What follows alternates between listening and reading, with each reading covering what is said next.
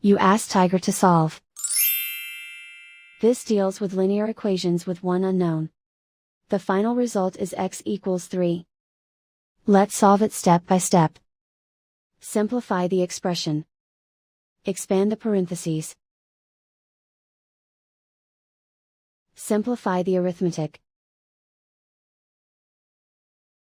Expand the parentheses. Simplify the arithmetic. Group all k terms on the left side of the equation. Add 3x to both sides.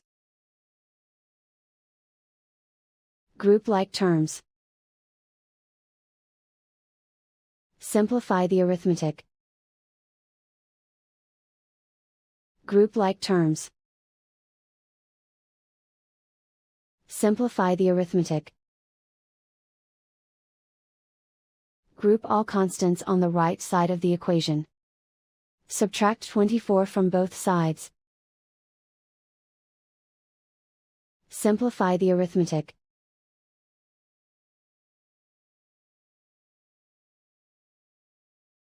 Isolate the k. Divide both sides by 14. Simplify the fraction. Find the greatest common factor of the numerator and denominator. Factor out and cancel the greatest common factor. And so the final result is x equals 3.